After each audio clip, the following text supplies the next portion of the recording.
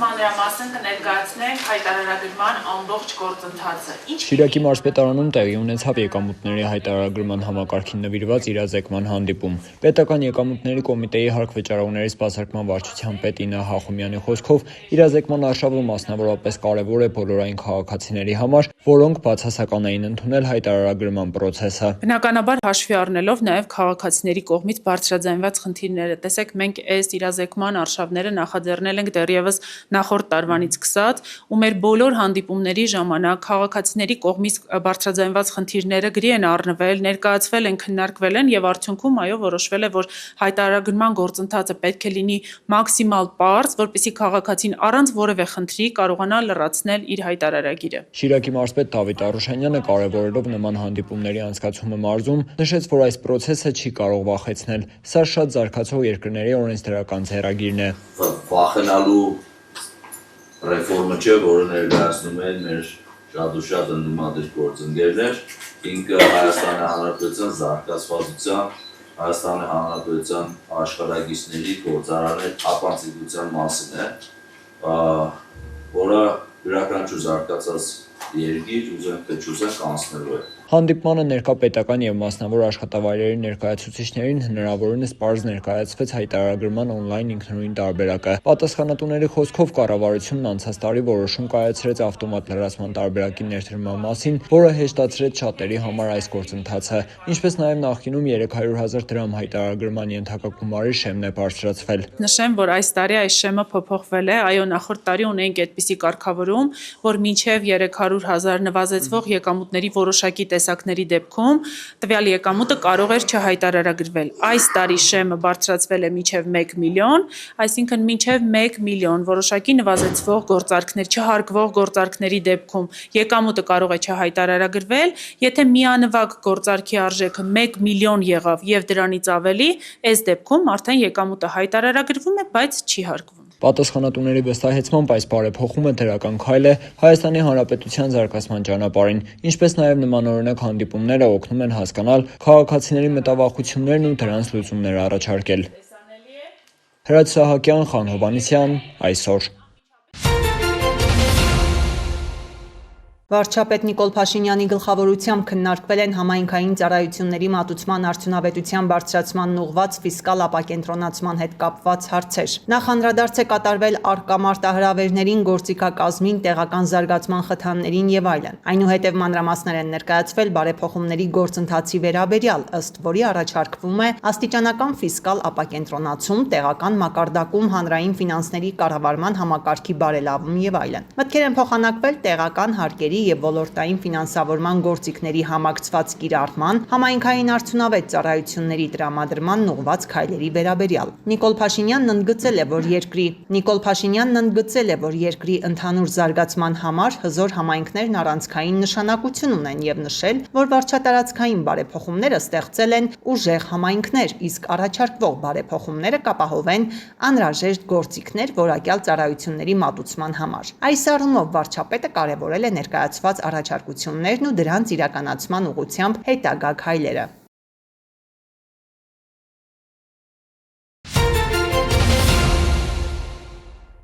Գործադիրի եւ օրենսդիրի հեղինակած նախագծերն այս շաբաթ քննարկվեցին ազգային ժողովի մշտական հանձնաժողովներում, առողջապահությունից մինչև սոցիալական հարցեր, պաշտպանությունից մինչև ֆինանսներ, օրենսդրությունը լավարկելու մասով աշխատեցին 11 հանձնաժողովներ։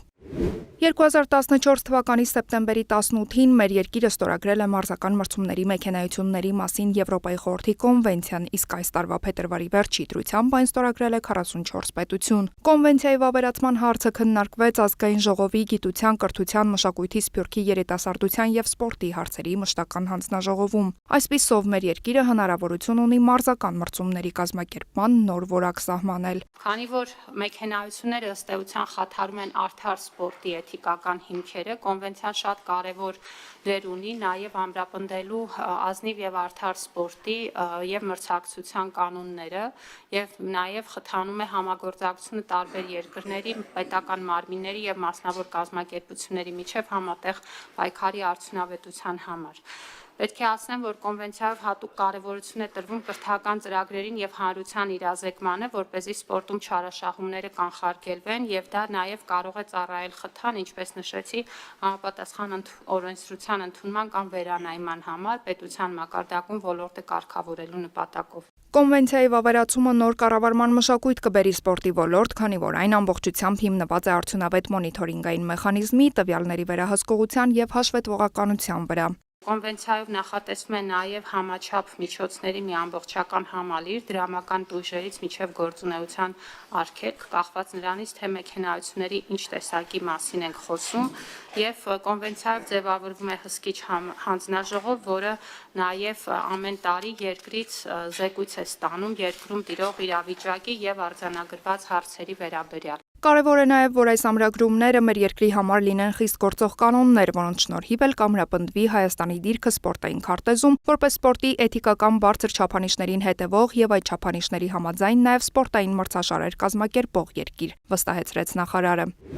Կրթության ոլորտի պատասխանատուն առաջարկում է փոփոխություններ կատարել նախադպրոցական կրթության մասին օրենքում եւ կից ներկայացված օրենքների փաթեթում։ Առաջարկվում է նախադպրոցական կրթության, ՄԿ ոլորտի եւ հանրակրթական ոլորտները կարգավորող օրենքներում հավաստագրման պահանջները վերանայել եւ հղում կատարել կրթության օրենքի 40.1 հոդվածին, որով սահմանվում են միասնական ստանդարտները։ Նախագծի ընդունման պարագայում հավաստագրման քննության անցկացման ընթացակարգերն իրար կնմանվեն, իսկ անձանց հնարավորություն կընձեռնվի մի քննության շրջանակում մի քանի կրթական մակարդակի ղեկավարման հավաստագիր ստանալ, ինչը էապես կընդլայնի հավաստագիր ունեցողների շրջանակն ու կմեծացնի մրցակցությունը։ Այսպիսին է նախարարի ներկայացրած ռազմավարությունը, որի նպատակն է կրթության ոլորտում միասնական մոտեցում ցուցաբերելը։ Հաջորդ փոփոխությունը վերաբերում է բացառապես նախադպրոցական կրթության մասին օրենքին։ Միջազգային տարբեր հետազոտությունները, այդ թվում մեր երկրում անցկացված, ցույց են տալիս, որ նախադպրոցական կրթության մեջ ընդգրկվածությունն էապես ազդում է դպրոցում երեխայի արդյունքների վրա։ Այդ իմաստով է նաև, որ կառավարության ծրագրի կարևոր թիրախ է երեխաների համար նախադպրոցական կրթության ծածկույթի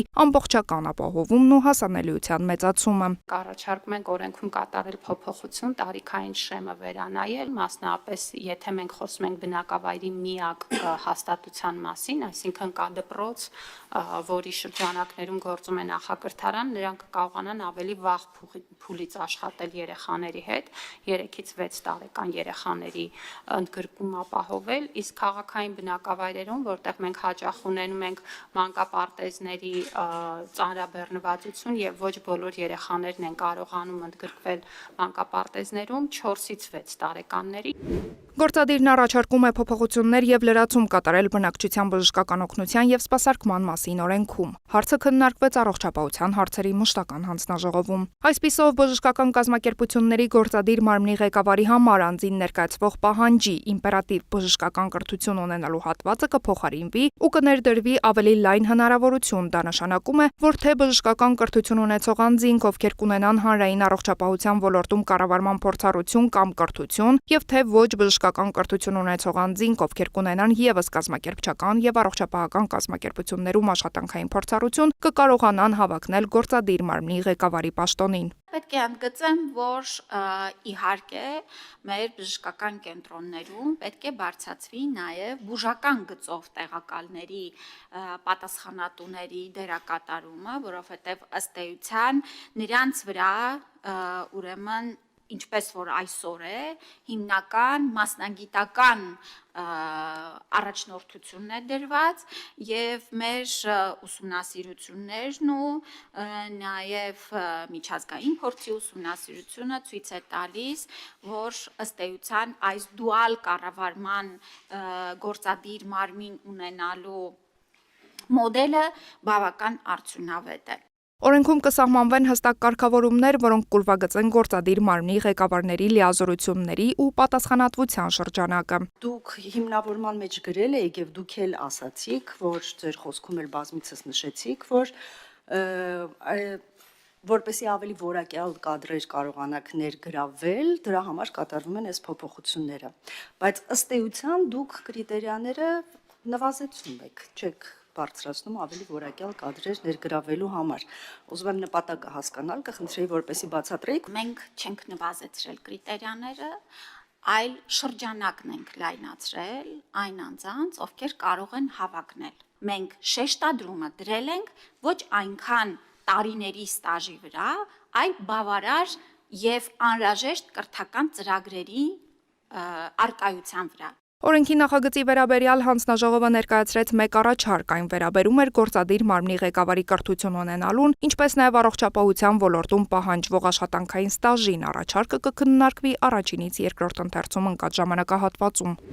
Մեր երկրի հարուստ կենսաբազմազանության մեջ առանձնահատուկ տեղ ունի Կովկասյան անձառյուծը, որը կենդանական աշխարհի հազվագյուտ եւ արժեքավոր ներկայացուցիչներից է։ Այն սննդային շղթայի վերջին օղակում գտնվող գիշատիչ է եւ էկոհամակարգի առողջության կարևոր ցուցիչ։ Սա նշանակում է, որ ընձառյուծի պահպանությունը միայն մեկ կենդանատեսակի պահպանում չէ, այլ ամբողջ բնական հավասարակշռության եւ կենսամիջավայրի կայունության ապահովում։ Այդ է պատճառը, որ գործադիրն առաջարկում է վավերացնել խոշոր կատվազգիների հարցերով միջազգային դաշինքի վերաբերյալ շրջանակային համաձայնագիրը։ Հայաստանի տարածքում հանդիպում են նաև կատվազգիների այլ տեսակներ, այդ թվում լուսանը, եվրոպական անտառակատուն եւ մանուլը, որոնցից վերջին երկուսը գրանցված են Հայաստանում կենդանիների կարմիր գրքում։ Համաձայնագիրը նպատակ ունի խթանել խոշոր կատվազգիների պահպանության ոլորտում միջազգային համագործակցությունը եւ կանխել դրանց պոպուլյացիաների անկումը։ Դաշինքին անդամակցությունը հնարավորություն կտա զարգացնել միջազգային համագործակցությունը, իրականացնել համատեղ հետազոտություններ եւ կիրառել լավագույն փորձը կենսաբազմազանության պահպանության ոլորտում։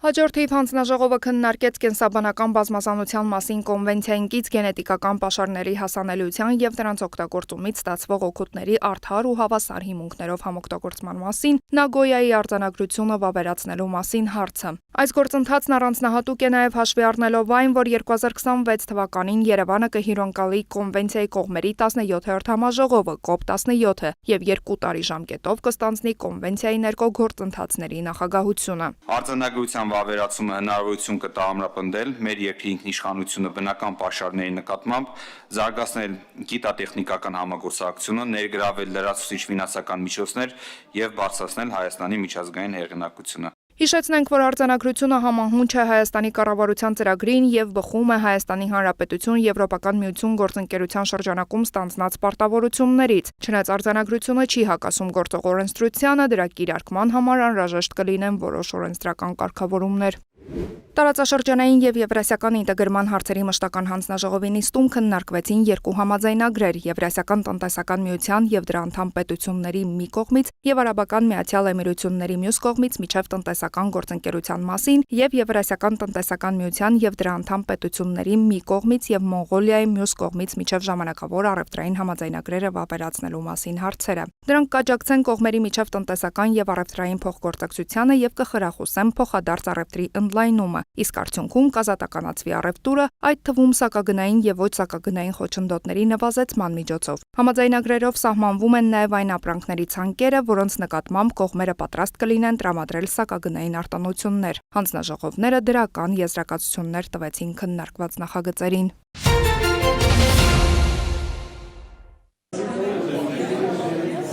Նվարդ Գալստյանը տանտիրոջ իրավունքով մոտենում է քարին, շոշափում այն եւ գոհնակությամբ նշում. բացառիկ գտածոն վերջապես գտել է իր արժանի տեղը։ Ինչքան կարածել եմ, այդքան մաքրել եմ, բայց սենց խո չէի կարա մաքրեի ես։ Հաստատ։ Այո, շատ ապահով է։ Տեղը գտելա։ Լոռու մարզի Լեռնահովիտ համայնքում գազատար խողովակների փոխարինման աշխատանքների ընթացքում հայտնաբերվել էր քրիստոնեական վաղ շրջանի բացառիկ նմուշ, քառանիստ կոթող։ Տիկին Նվարդն առաջինն էր, որ նկատեց դրա արժեքն ու յուրահատկությունը։ Մի քիչ հետաքրքրվեցի, ոչ մեծ քար ա, ուրեմն կարելի է մի բան անել։ Հետո մաքրեցի, տեսա, որ նկարները վրեն կան, արդեն զարտերը կան վրեն։ Չէի կարող անտեսել, որ մնար դուրս այդ քարը։ Ամբողջ գիշերը նույնիսկ չէի քնում, տը հանդգարս մեկն ու մեկը կգա վերցնի կտանի։ Ավելի ուշ Պահպանության ծառայության մարզային աշխատակիցներն այցելեցին Լեռնահովիտ։ Հնագիտության եւ ազգագրության ինստիտուտի մասնագետների հետ սկսեցին հետախուզական պեղումներ։ Դրանից հետո կոթողը տեղափոխվեց Հայաստանի պատմության թանգարան։ Ըստ մասնագետների ենք վաղ քրիստոնեական, վաղ միջնադարյան շրջանի բացառիկ պատկերագրություններով քառակոթող մի գլուխգործոց է մեր հյուսիսից, հա, լոռուց է գտնվել, Լեռնահովիտ գյուղից։ Բավականին նաև կարճ, այսպես կարճ ժամանակահատվածում ստացվեց վերականգնել իր պահպանված, հա, հատվածներով եւ ներկայացնել հանրությանը իր պատմական, հա, կոնտեքստում կամ պատմական շրջանի ցուցադրության կոնտեքստում։ Աշխատանքային խմբի ղեկավար հնագետ Համլետ Պետրոսյանը մանրամասն ներկայացնում է կոթողի առանձնահատկությունները, բացատրում, որ նման կոթողները կանգնեցվել են քրիստոնեության ընդունումը խորհրդանշելու համար։ Նրանք կանգնեցվում էին քրիստոնեության հաղթանակը նշելու, որևէ տոհմի դարձը նշանավորելու եւ բացառված չէ, որ նաեւ սրբերի կամ հայտնի քաղաքական, չգիտեմ, գործիչների գերեզմանների վրա որպես հուշակոթողներ։ Կոթողը ինքը ջարդված է, այստեղ այս երևույթին սրբերից մեկն է, որի ձեռքին երևի խաչագավազան կա, Աստվածածինը գահավորակի վրա եւ Քրիստոսը ուրեմն գրկած, եթե ուշադրնեք, այստեղ աչքերը բանը իթեթև պահպանվել են եւ այստեղից էլ արդեն տեսեք իջնում է Սուրբ Հոգին աղավնու տեսքով կցին մի քիչ են պսակն է, որը բերում է դնի Քրիստոսի գլխին, սա Հովհաննես Մկրտիչն է, որը մի ձեռքը դրել է, բայց Հովհաննես Մկրտչի ձեռքին ոնց որ թե կա մի սրվակ, որպես կանոն, ասենք, դա մկրտության տեսարանը ավարտում է դրոշմով, Կոթողի վրա պատկերված են Աստվածամայրը Քրիստոսին գրկած, ինչպես նաև Մկրտության տեսարանը, որտեղ երևում են Հովհաննես Մկրտիչը, Քրիստոսը եւ Սուրբ Հոգին, աղավնու տեսքով։ Հատկանշական է նաև Հորդանան գետի մանրամասն պատկերագրությունը։ Տեսեք, գետի այս ջրերն են, այս ձկներն են, այս գետի գլաքարերն են։ Ավելի լավ պատկերում մենք վաղ քրիստոնեության ժամանակի ուղակի չունենք։ Լեռնահովիտում հայտնաբերված այս կոթողը ոչ միայն հնագիտական արժեք է, այլև կարևոր վկայություն հայկական վաղ քրիստոնեական մշակույթի մասին։ Տարիներ շարունակ հողի տակ մնացած այս քարն այսօր վերածվել է պատմական բացառիկ վկայության։ Լեռնահովիտի արժեքավոր կոթողը ներկայացվել է Լեռնահովիտի բացառիկ կոթողը հայտնություն սերունդների համար խորագրով ժամանակավոր ցուցադրության շրջանակում։ Արմինե Գևորգյան, Գագիկ Սիմոնյան։ Պակիստանի արտգործնախարարը հայտարարել է, որ ԱՄՆ-ն եւ Իրանը միջնորդավորված բանակցություններ են վարում, չնայած այս թեմայով երկու երկրների իրարամերժ հայտարարություններին։ Իսհակ Դարի խոսքով ԶԼՄ-ներում բանակցությունների հետ կապված անհարկի ենթադրություններ են եղել։ Իրականում ամերիկա-իրանական անուղղակի բանակցություններն ընթանում են Պակիստանի միջոցով փոխանցվող հաղորդագրություններով, հայտարարել է դիվանագետը։ Նախարարը պարզաբանել է, որ ԱՄՆ-ն Իրանին է փոխանցել 15 կետից բաղկացած առաջարկ։ Թեհրանն էլ ըստ տեղեկությունների մերժել է այն եւ 5 կետից բաղկացած սեփական առաջարկն է ներկայացրել, որը ենթադրում է իրանցի պաշտոնյաների սպանությունների դադարեցում, երաշխիքներ, որ Իրանի դեմ այլևս պատերազմ չի ծավալվի, փոխհատուցում պատերազմի հասցրած վնասների համար, ռազմական գործողությունների ավարտ եւ Իրանի ինքնիշխանության իրացում Հորմուզի նեղուցի նկատմամբ։ ԱՄՆ-ի հետ հաղորդագրությունների փոխանակման մասին հայտնել է նաեւ Իրանի արտգործնախարար Աբբաս Արաղչին, շեշտելով, դա չի կարելի համարել բանակցություններ։ Մեր քաղաքականությունն է շարունակել դիմադրությունը, ոչ մի բանակցություն տեղի չի ունեցել, բարեկամական երկրների միջոցով հաղորդագրությունների փոխանցումը եւ ի պատասխան մեր դիրքորոշումը հայտնելը կամ անհրաժեշտ նախազգուշացումներ անելը բանակցություններ չեն։ Իրանի դիրքորոշումը մնում է սկզբունքային եւ հաստատուն։ Արաղչին հավելել է, թշնամին պետք է դասեր քաղի, որպեսզի այլևս երբեք չմտածի Իրանի դեմ հարձակման մասին։ Նրա խոսքով հակառակորդը չի կարողացել հասնել իր մի շարք նպատակների, այդ թվում պառակտել երկիրը, ապահովել արագ հաղթանակ եւ խաթարել ներքին համախմբվածությունը։ Այն փաստը, որ նրանք այժմ խոսում են բանակցությունների մասին, ինքնին պարտության ընդունում է։ Միթե նրանք չէին խոսում անվերապահ կապիտուլյացիայի մասին։ Այդ դեպքում ինչու են հիմա մոբիլիզացնում իրենց ամենաբարձրաստիճան պաշտոնյաներին բանակցություններ վարելու համար։ Դիվանագետի խոսքով վերջին իրադարձությունները ցույց տվեցին, որ ամերիկյան ռազմաբազաները ոչ միայն չկարողացան ապահովել ընդունող երկրների անվտանգությունը, այլ ըստ էության վտանգ ստեղծեցին նրանց համար։ ԱՄՆ նախագահ Դոնալդ Թրամփին զայրացրել է այն, որ Թեհրանը հերքում է բանակցությունների անցկացումը։ Նա իրանցի բանակցողներին անվանել է տարօրինակ։ Նրանք աղաչում են մեզ համաձայնության հասնել, բայց միևնույն ժամանակ հրապարակավ հայտարարում են, թե միայն ուսումնասիրում են մեր առաջարկը, նշել է Թրամփը։ Նախագահը հավելել է, լավ կլինի նրանք լուրջ մոտեցում ցուցաբերեն, քանի դեռ չափազանց ուշ չէ, այլապես հետդարձի ճանապարհ արդեն չի լինի։ Ավելի վաղ Թրամփը հայտնել էր, որ Իրանը շահագրգռված է համաձայնագրի հասնելու հարցում, սակայն վախենում է բարձրաձայնել այդ մասին։ Նրանք բանակցում են եւ շատ են ցանկանում համաձայնության հասնել, բայց վախենում են այդ մասին ասել, քանի որ կարծում են, որ սեփական ժողովուրդն իրենց կսպանի։ Նրանք վախենում են նաեւ, որ մենք նրանց կսպանենք։ Սպիտակ տան մամուլի քարտուղար Քերոլայն Լևիթն իր հերթին հայտարարել է, որ եթե բանակցությունները ձախողվեն, ապա Իրանն ուժեղ հարվածների կենթարկվի։ Բանակցությունները շարունակվում են, դրանք արդյունավետ են։ Եթե Իրանը չընդունի ներկայիս իրողությունները, եթե նրանք չկարողանան հասկանալ, որ ռազմական առումով պարտվել են, ապա նախագահ Թրամփն այնպես կանի, որ նրանք ավելի ուժեղ հարվածների ենթարկվեն։ Լևիթը հավելել է, ամերիկյան ուժերը շատ մոտ են Իրանի դեմ գործողություններում իրենց գլխավոր նպատակներին հասնելուն։ Ինչ վերաբերում է պատերազմի ժամկետին, նա կրկնել է, այն մնում է անփոփոխ 4-ից 6 շաբաթ։ Զուգահեռ շարունակվում են ռազմական գործողությունները, Իսրայելը եւ Իրանը հայտնել են նոր փոխադարձ հարվածների մասին։ Անօդաչուներ եւ հրթիռներ խոցելու մասին են հայտնել նաեւ Քուվեյթը, Բահրեյնը, Արաբական Միացյալ Էմիրությունները։ Ռազմական գործողությունները շարունակվում են նաեւ Իսրայելի եւ լիբանանյան Հզբոլահի միջև։ Պատերազմի դադարեցման միջնորդական ջանքերի համար տարածաշրջան կմեկնի ՄԱԿ-ի գլխավոր քարտուղարի անձնական ներկայացուցիչը։ Ֆրանսիացի դիվանագետ Ժան Արնոն կապի մեջ կլինի կողմերի հետ եւ կգլխավորի ՄԱԿ-ի ջանքերն ուղղված հակամարտության եւ դրա հետևանքների կարգավորմանը։ Անտոնիո Գուտերեշը հայտարարել է, որ պատերազմը դուրս է եկել վերահսկողությունից, ժամանակն է անցնել դիվանագիտության։ Ռուսաստանի նախագահն էլ հայտարարել է, որ Մերձավոր Արևելքում հակամարտության հետևանքները դժվար է կանխատեսել, սակայն շատերը դրանք համեմատել են կորոնավիրուսի համավարակի հետևանքների հետ։ Վլադիմիր Պուտինի խոսքով այս հակամարտությունը զգալի վնաս է հասցնում միջազգային լոգիստիկային, արտադրական եւ համագործակցության շղթաներին։ Թուրքիայի նախագահն էլ հայտարարել է, սա Իսրայելի պատերազմն է, որի համար ծանր գին են վճարում նախ մուսուլմանները, ապա ողջ մարդկությունը։ Ռեջեփ Էրդողանի խոսքով Իսրայելի վարչապետ Բենյամին Նեթանյահուի կառավարությունը թիրախավորում է ոչ միայն Իրանը, այլև իրականացնում է Լիբանանն աստիճանաբար օկուպացնելու իր ծրագրերը։ Իսկ ՆԱՏՕ-ի գլխավոր քարտուղարը հայտարարել է, որ դաշինքը միշտ էլ ընդունել է, որ Իրանի հրթիռային ծրագիրը սպառնալիք է ներկայացնում անդամ երկրների եւ նրանց շահերի համար։ Այժմ Միացյալ Նահանգները նվազեցնում է այդ հնարավորությունները ինչպես միջուկային, այնպես էլ հրթիռային, նշել է Մարկ Ռյուտեն։ Նա շեշտել է, որ ՆԱՏՕ-ն կանգնած է բոլոր դաշնակիցների կողքին, հիշեցնելով Թուրքիայի ուղղությամբ արձակված հրթիռների խոցման մասին։ Միևնույն ժամանակ տարածաշրջանում զոհերի թիվն աճում է։ Հակամարտության գրեթե 4 շաբաթվա ընթացքում Իրանում զոհերի թիվը գերազանցել է 1930-ը, որոնցից ավելի քան 200-ը երեխաներ են։ Իսրայելում կա 17 զոհ։ ԱՄՆ-ն հայտնել է 13 զինծառայողի զոհվելու մասին։ Ավելի քան 1070 մարդ զոհվել է Լիբանանում, որը հակամարտության մեջ է ներքաշվել Իսրայելի տարածքին Հզբոլահ շարժման հարվածների պատճառով։ Զոհեր կան նաև Մերձավոր Արևելքի այլ երկրներում։ Սյուզաննա Չրաղյան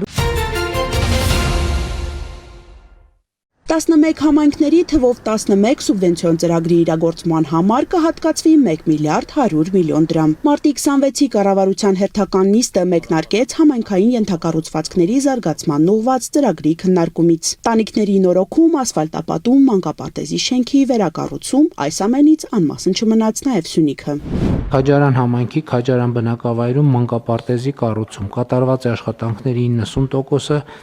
Նախադպրոցական հաստատությունը նախատեսված է 110 սանի համար։ Ղարաբաղից տեղահանված ընտանիքների բնակարանային ապահովման պետական աջակցության ծրագրում փոփոխություններ կլինեն։ Կարգավորման նպատակն է նրանց սոցիալական եւ տնտեսական ներառումը Հայաստանի Հանրապետությունում երկարաժամկետ բնակության համար անհրաժեշտ պայմաններ ստեղծելու միջոցով։ Մասնավորապես առաջարկում ենք ծրագրի շրջանակներում որպես ընտանիքի անդամ դիտարկել մինչև 2026 թվականի դեկտեմբերի 31-ը ներառել ծնված երեխաներին, անկախ այն հանգամանքից, թե երբ են նրանք ներկայացրել առցանց դիմում հայտարարություն եւ ստացել ծրագրով նախատեսված հավաստագիրը, քանի որ ներկայում գործող իրավակարգավորմամբ 25 թվականի հունվարի 1-ից մինչև 26 թվականի դեկտեմբերի 31-ը ներառել ծնված երեխան համարվում է շահառու, եթե ընտանիքն առցանց դիմում հայտարարություն ներկայացրել է եւ ծրագրով նախատեսված հավաստագիրը ստացել է մինչև 25 թվականի դեկտեմբերի 31-ը։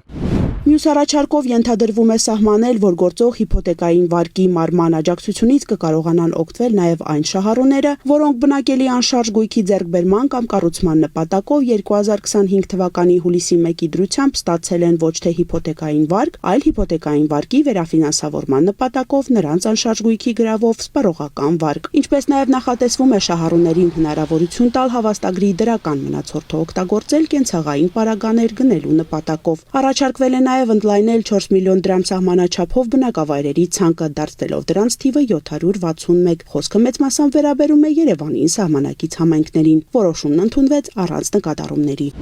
Քննարկում ենք հարց համար 53-ը բուսաբուծության աջակցության 2026 թվականի ծրագիրը հաստատելու մասին հարցը զեկուցող էկոնոմիկայի նախարար Գևորգ Պապոյան։ Շնորհակալություն, մեծարգո վարչապետ, հարգելի գործընկերներ։ Բուսաբուծության աջակցության 26 թվականի ծրագրով նախատեսվում է փոխհատուցել մինչև 100 հեկտար մակերեսով հացահատիկային, մասնավորապես գարնանացան ցորեն, գարի, եգիպտացորեն, վարսակ, հաճար, հատիկանդեղեն, ոլոր, լոբի, ոսպ, սիսեռ եւ կերային մշակաբույսերի արվույթ կորնգան մշակության 1 հեկտարի հաշվով կատարվող հիմնական աշխատանքների վար, ցանկ, բերքահավաք եւ սերմի արժեքի համար նախատեսված ծախսերի 50%-ը։ Կառավարությունը հաստատել է նաև բուսաբուծության աջակցության 2026 թվականի ծրագիրը։ Փոխհատուցումը կտրամադրվի հետևյալ սահմանաչափերով. Գարնանացան հացահատիկային մշակաբույսերի մշակության յուրաքանչյուր 1 հեկտարի մակերեսով 70,000, եգիպտացորենը 85, հատիկնդեղենը 100,000 եւ բազմամյա խոտաբույսերը 110,000 դրամ։ Նախագծի իրականացման արդյունքում ակնկալվում է մինչև 27,000 հեկտար հավաստագրված սերմերով ցանկի իրականացում, որը կնպաստի ֆերմերային եկամուտների ավելացմանը։ Բուսաբուծության աջակցության 25 թվականի ծրագրի շրջանակում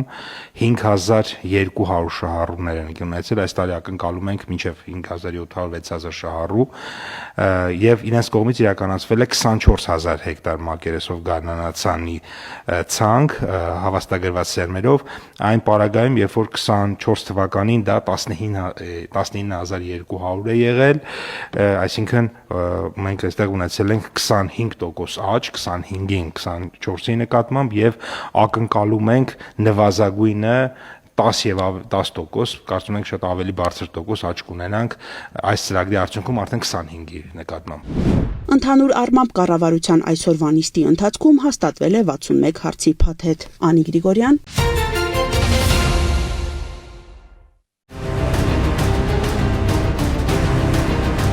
Քրեական ոստիկանության գլխավոր եւ Երևան քաղաքի վարչությունների ծառայողների համատեղ ստացած օպերատիվ տեղեկությունների հիման վրա եւ Երևան քաղաքի քննչական վարչության գործընկերների հետ համագործակցությամբ դատարանի որոշմամբ մարտի 26-ին խուզարկություններ են կատարվել մայրաքաղաքի 20 հասցեներում։